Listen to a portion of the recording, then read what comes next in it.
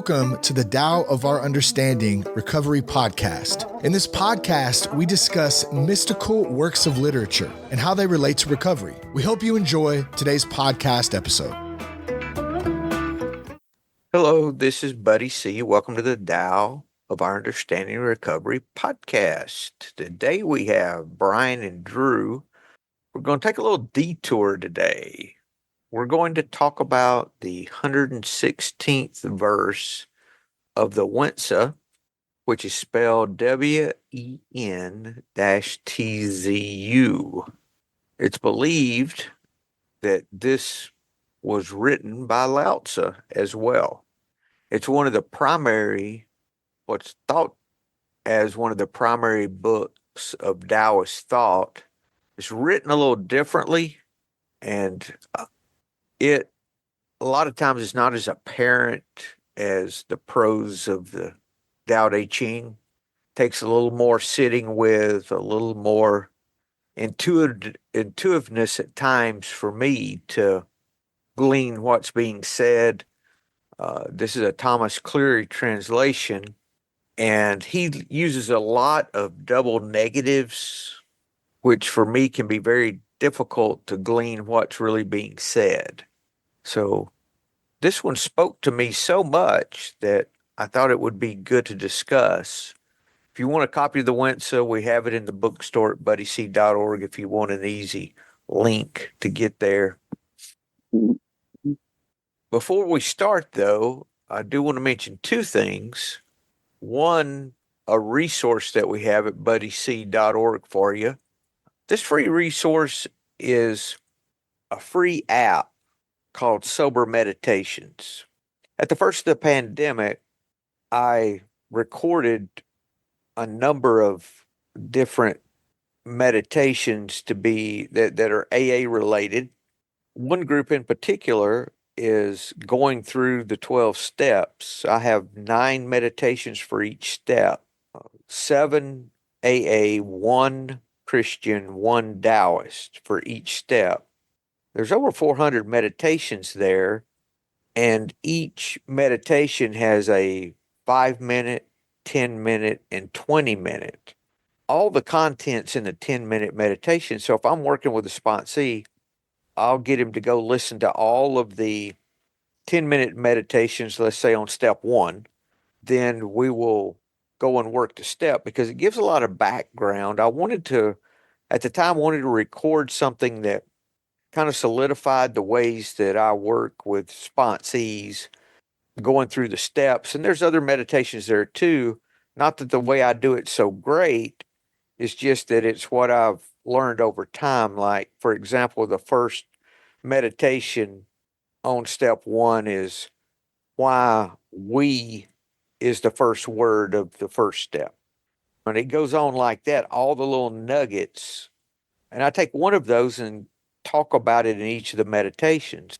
We actually get a large number of downloads from those meditations. They're totally free. Everything's unlocked. There is no subscription fee. You can find the app at the Google Play Store and in the Apple Store. So check it out. If you do download the app, make sure and go to categories, because categories is how I structured each of the different meditations. So I think you could take it from there. But hopefully that'll be beneficial to you or some of your sponsees or even your sponsor maybe. All right. Secondly, want to talk about an intuitive, synchronistic moment. Today I have that moment. What I do when those happen, if I have the presence of mind, I'll put those on a list. So today I want to talk about the moment that I had about how to title the book, because after I got through penning the 81 verses of the Tao Te Ching, I went through, and if you're not familiar or new to the podcast, you can go to buddyc.org and download the most recent version of my penning of those and how they related to my recovery. And I didn't have a title. And I went through and did some searching and did some thought about it and sat with it a little bit, and nothing came to mind. So I did with that what I try to do with everything. First, of course, I try to think my way through it. And when that doesn't work, which is quite most of the time, I I go and approach it like I did my alcoholism, which from a place of powerlessness. And I'll say, which I did with this, I'm powerless over what to name this book. So I'm just available to a title and try to drop the thought related to the title. Just went about my way. So I was listening to a podcast that week that I listen to all the time. I didn't go out and pursue this podcast. It's just something I listened to. The lady getting interviewed said, talking about her alcoholism, she says, I'm powerless, but I'm not helpless. I'm like, whoa, there it is. It's like I turned it over on a Sunday or Monday, and this was probably a Thursday or Friday. Regular podcast, I'm not listening to old podcasts, just the most current one. I'm like, that's it. And I knew the guy that did the podcast, and I contacted him and said, hey, is it okay you think if I use this title? Of course. I said, okay, thank you. That became the title of the book, Powerless But Not Helpless. So that was definitely a synchronistic moment. And that's how it seems to work for me. Many of those moments I don't even realize are synchronistic, but this is one that I did. So that's our moment for the week. Okay, the 116th verse of the Wen Tzu. We'll just take this paragraph by paragraph and talk about it. Lao Tzu said, pure emptiness is the clarity of the sky. Non-contrivance is the norm for government. He uses contrivance and non-contrivance a lot. Contrivance would be scheming and planning and all the ways that we try to work behind the scenes to make something happen within our own thinking. Get rid of favor, abandon wisdom, exclude ability, reject human duty, eliminate rationalization, throw away sophistry, which is lying, prohibit artifice, which is deceit and cleverness. Then the intelligent and the uncouth are equal on the way. So I think what he's saying is that pure emptiness has none of these ways that we try to work within our own ability. And he really takes them all away. All the ways that I try to make something happen or contrive. Okay, I have favor with someone. Oh, do away with that. My wisdom and my thinking. Oh, do away with that. Ability, even. Do away with that. Duty, it's my duty to do this. My obligation, it's not there. Rationalization, rationalizing why I should do this or why I should take this action. No, let's move to lying. Oh, I can lie and make something up that will accomplish. No. Okay, all the ways that I can deceive, all the ways that my cleverness, all the actions my cleverness can take. No. When you do away and drop all of that, the intelligent and the uncouth, both of the extremes, are equal to the way. Because the goal in this, I think, is pure emptiness. Not unlike we were talking about last week with nothingness. If you did not listen to last week's podcast, I would highly recommend it. It's not a, usually we do the podcast and 2 days later, I can't really tell you what we talked about. But this one last week was different. I can tell you exactly what we talked about because it really spoke to me in ways that normally one of the podcasts does not stay with me like that. Any thoughts on this first paragraph, guys? Because he'll build on this. So we'll come back to it, but he's painting a picture right now. Yeah, I just looked up sophistry and found a really good quote. It says, as creeping ivy clings to wood or stone and hides the ruin that it feeds upon, so sophistry cleaves close to and protects sin's rotten trunk, concealing its defects. So in terms of sobriety, the ruin that is being fed upon, my rotten trunk, the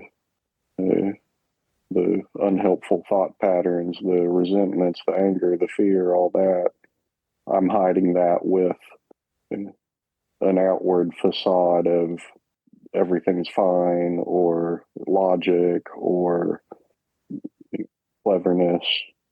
Yeah, that's I didn't know that word. I'm glad he used it, because I think that is a pretty accurate word to use. Thanks, Drew. My definition lacked a lot there. Thank you. It's a lot more than lying. It reminds me of like plausible deniability. A lot of rationalization in that too. A Hmm. little on the manipulation side. That all goes toward that contrivance. Be calm, and you will be equanimous, which I think means, and I've looked it up before, calm, composed, of equal mind. Let me know if you guys find different definitions there, please.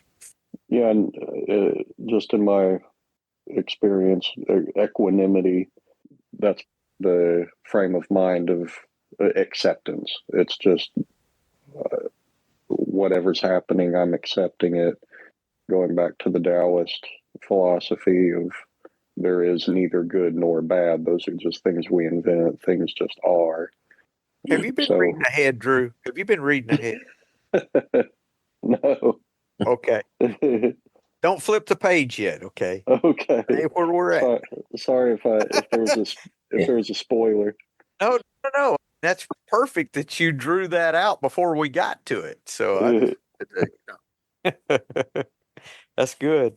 Go ahead. I'm sorry. I interrupted you. Anything else? Oh, no, just that's what I get with equanimity, and I really don't know how to pronounce equanimous. Man, I mispronounce everything. Everything I say is mispronounced. So mispronunciated. Mispronounce. Be empty, and you will get through. Perfect virtue is uncontrived, accommodating all things. The path of emptiness and calm is eternal as heaven and earth. Its spiritual subtlety, subtleness is what it's saying, feels everywhere, yet does not control things. Okay, so there he's talking about the calmness, composure, acceptance, be empty, and you will get through. He says all these big words, and then he says, hey, if you're empty, you're going to get through it. The path of emptiness and calm is eternal as heaven and earth, fills everywhere, yet does not control. That's describing the way back to that pure emptiness. Anything before I proceed, guys? Okay. Here are the first 3 steps in here. Oh, yeah. Yeah. The 12 months go through their cycle and then begin again. The powers of the elements overcome each other, but their courses depend on each other. Therefore, extreme cold injures beings, but there cannot be no cold. Extreme heat injures beings, but there cannot be no heat. Therefore, the acceptable and the unacceptable are both acceptable. For this reason, there is nothing that is unacceptable to the great way. I like that kind of paradox of accepting the unacceptable. Yes, that it takes some cold. So cold has to be accepted. Mm-hmm. It takes some heat, so heat has to be accepted. So nothing's unacceptable. Acceptability is a matter of logic.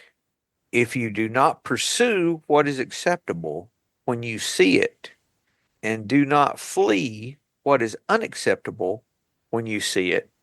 Acceptability and unacceptability are to each other as left to right or outside to inside.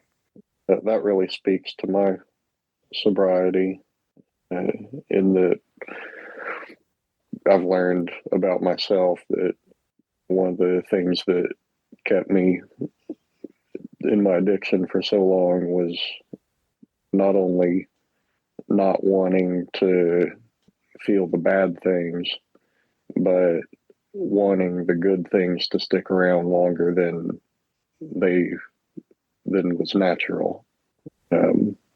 Chasing the highs, keeping the highs around, trying to make sure the lows stay away. The part about if you do not pursue what is acceptable and do not flee what is unacceptable, that's the equanimity for me. Allowing the good to be there, recognizing the good when it happens, being grateful for it, allowing the good to leave rather than clinging and holding on. That just creates the suffering, is the desire for good to stick around longer than is natural.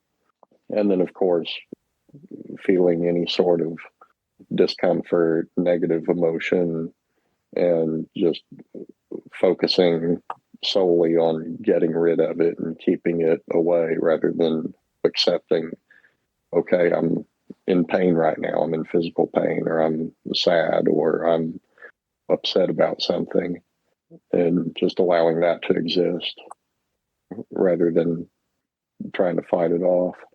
And I have to admit, guys, I have a jump start on y'all because I just studied this with a sponsee for an hour.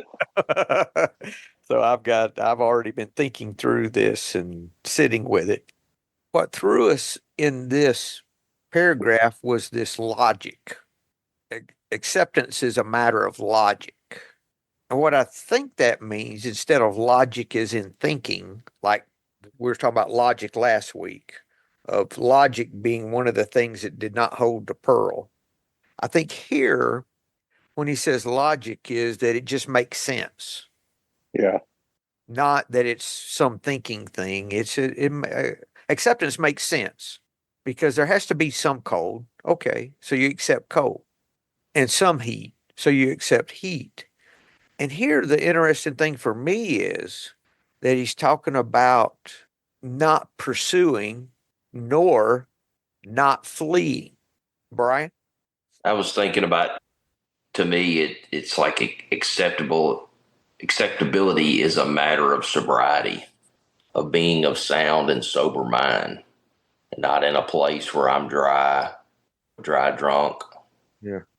Everything's bad. Yes. Not pursuing, not doubling down. I'm going to make this work regardless. This is good stuff. And I was thinking about it too. It's good to have a little success, but too much ruins you. So you've got to accept some success. You can't say all success is bad. Now, the flip is failure. Okay. Some failure is necessary, but just because I have some failure doesn't mean I'm going to lose everything and end up sleeping under the bridge. So we don't need to flee failure, nor do we need to pursue success. In that way, it's not the right and wrong. It's more of a left or right. It's the same. It's that equanimity. It's the same. And allowing any success to, you recognize it, you can be happy for success, but let it go when it's over and move on to what's ahead of you, rather than being that stereotypical, we're all from the South.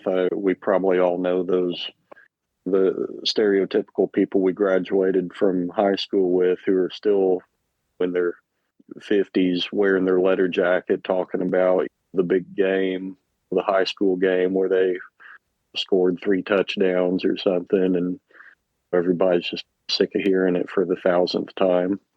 Living in the past. What is the quote of losing something I have or not getting something I want? What is that? I know it's from the 12 and 12. Do y'all know the one I'm talking about? No. No. Here it is. Step 7, page 76. The chief activator of our defects has been self-centered fear, primarily fear that we would lose something we already possessed or would fail to get something we demanded. Living upon a basis of unsatisfied demands, we were in a state of continual disturbance and frustration. Therefore, no peace was to be had unless we could find a means of reducing these demands. The difference between a demand and a simple request is plain to anyone. That's the pursuing or fleeing. Mhm. Both are taking us out of the moment, right? Yep. This just put another light on acceptance, and that's the reason I wanted to talk about it. What is essential in all events must become What is essential in all events must begin from one. Time is their order, never having changed from ancient times to the present. This is called natural principle. Maybe that's talking about that this is the cycle, like the beginning of paragraph 3, the 12 months go through their cycle and then begin again. That is an example of everything having its cycle. And then if you are calm and empty and practice equanimity, you will get through. So the whole point here is to be in pure emptiness, to be in emptiness. Mhm. And as a result, you're calm, you're accepting, you're not pursuing or fleeing. Drew? Yeah, that really reminds me of uh, my chronic pain condition that flares up a few times a year.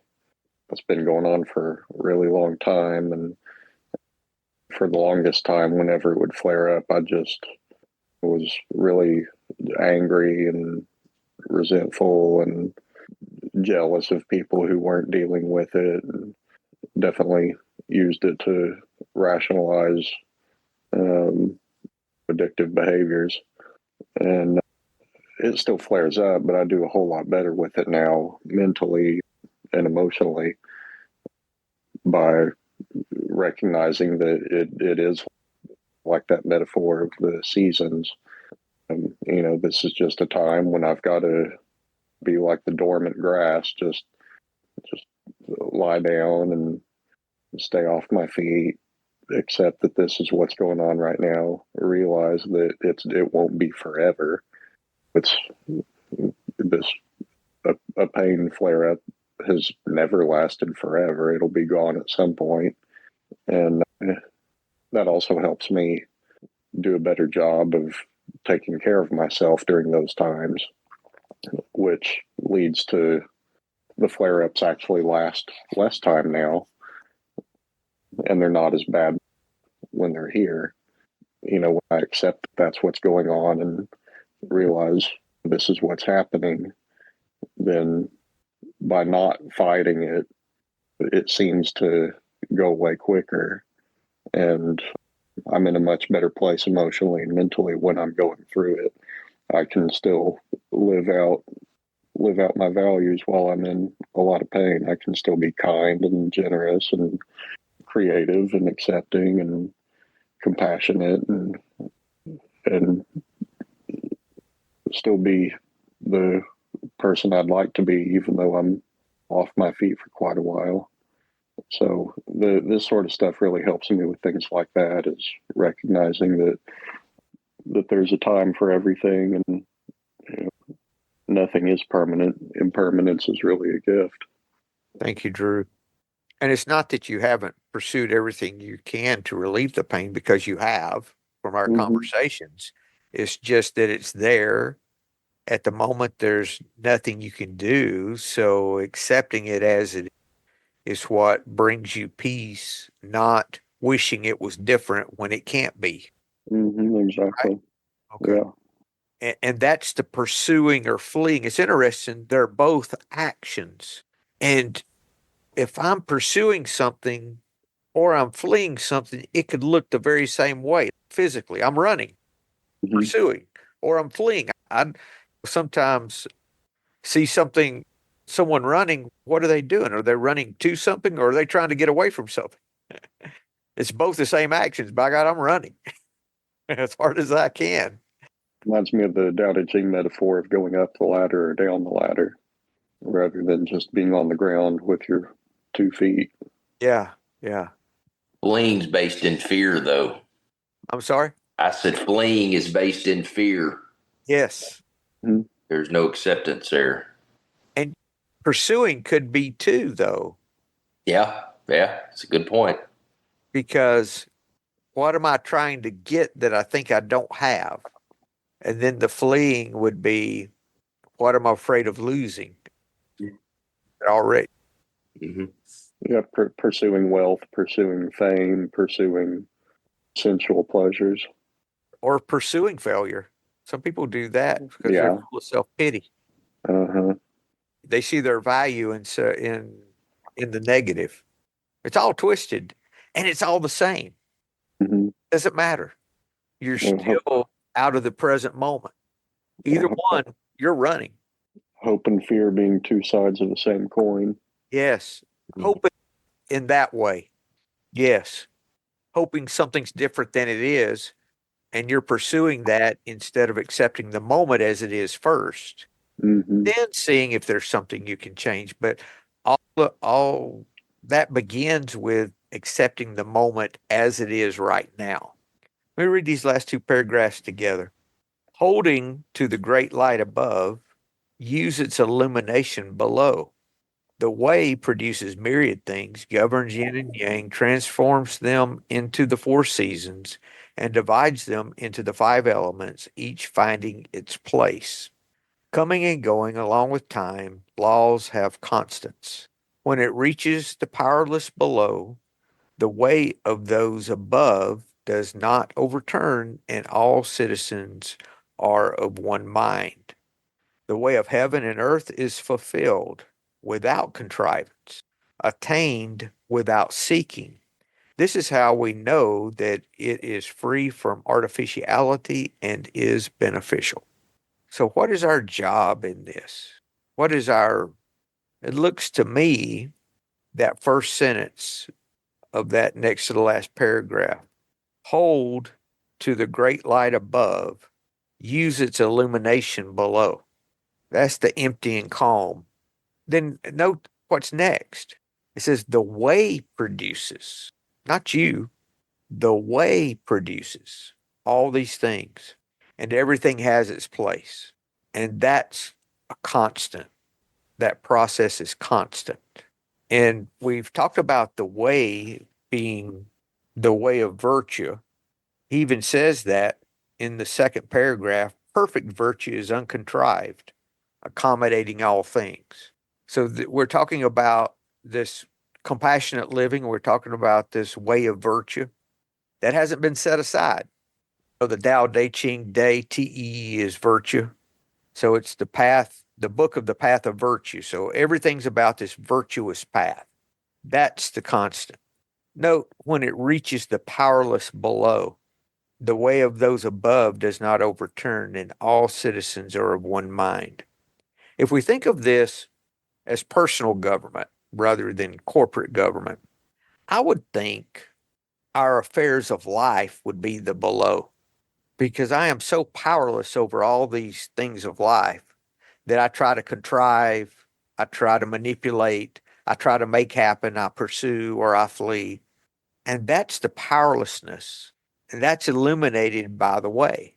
Then he says, the way of heaven and earth is fulfilled without contrivance, attained without seeking. This is how we know that it is free from artificiality and is beneficial. And my sponsee, Scotty M, brought out something I didn't see, which was the contrivance without contrivance, which would show the artificiality, and attained without seeking, the seeking would relate to the beneficial.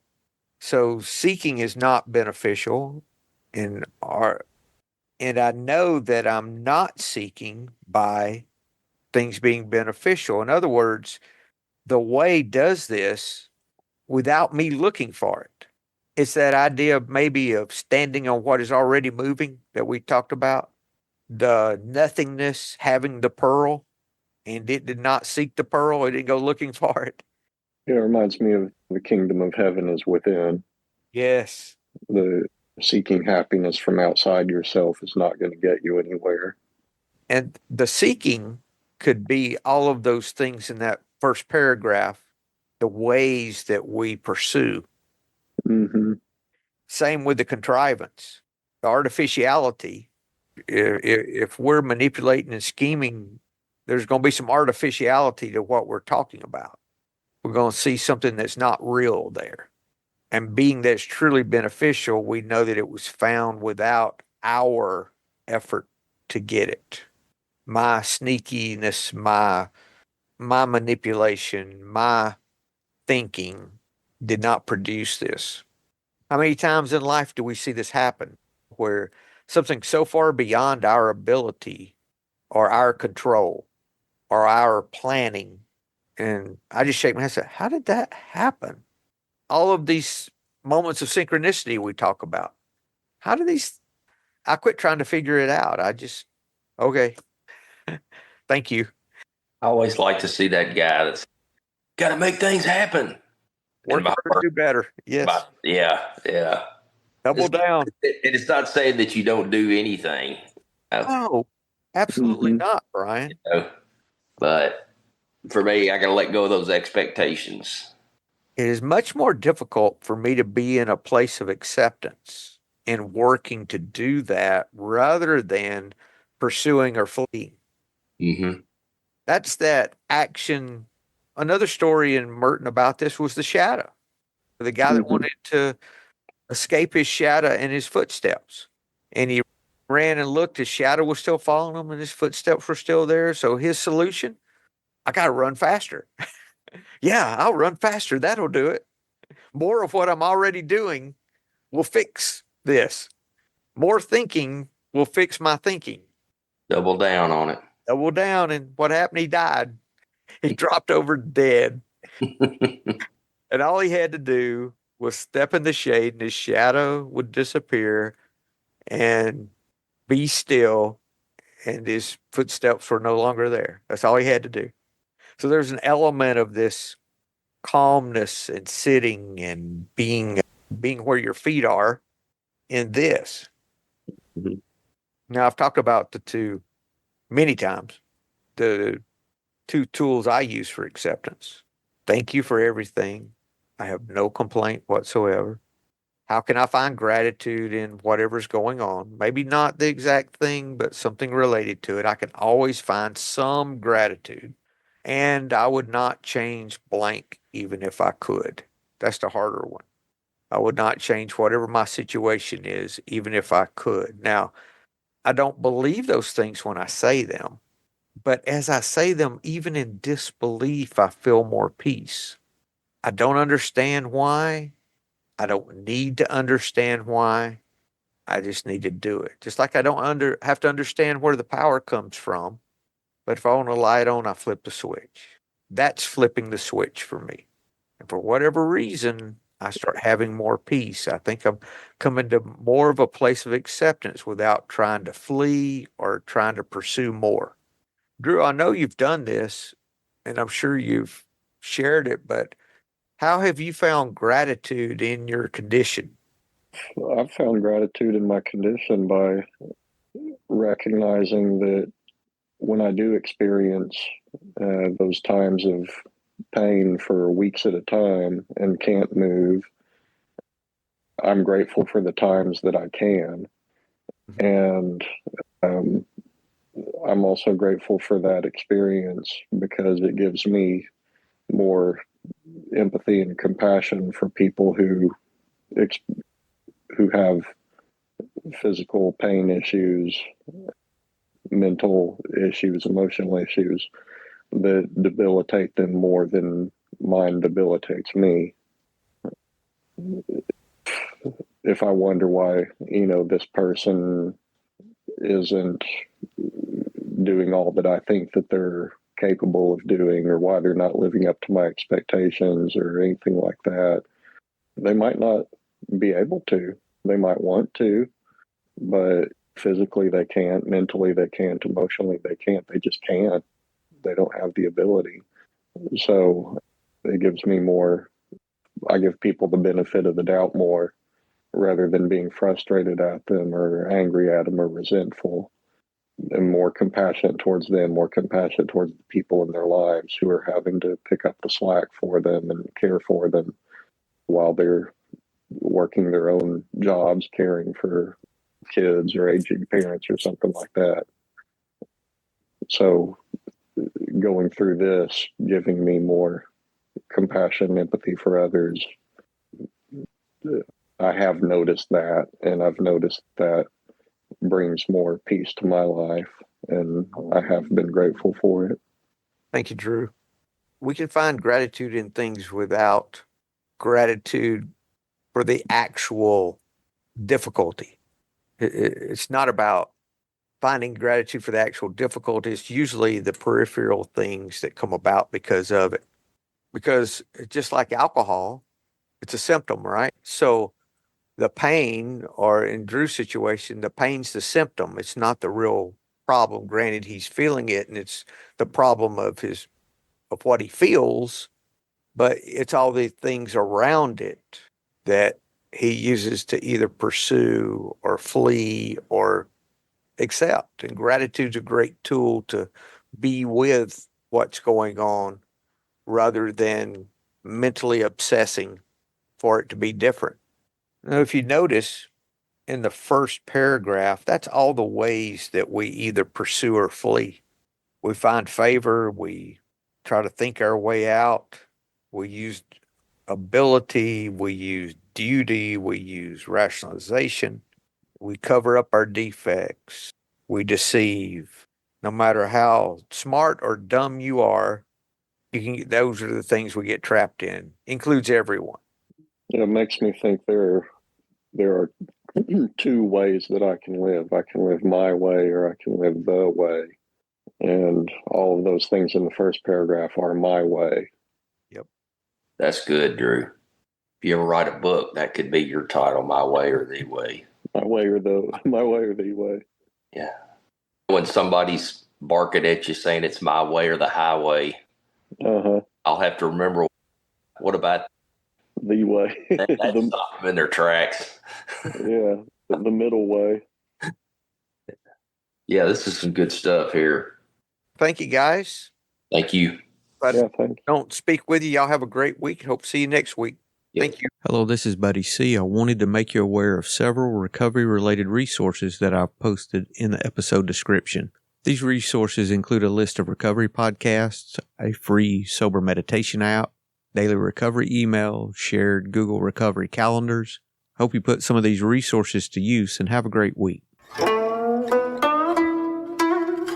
Thank you for listening to the Tao of Our Understanding Recovery Podcast. If you enjoyed this episode, please share it with your friends in recovery.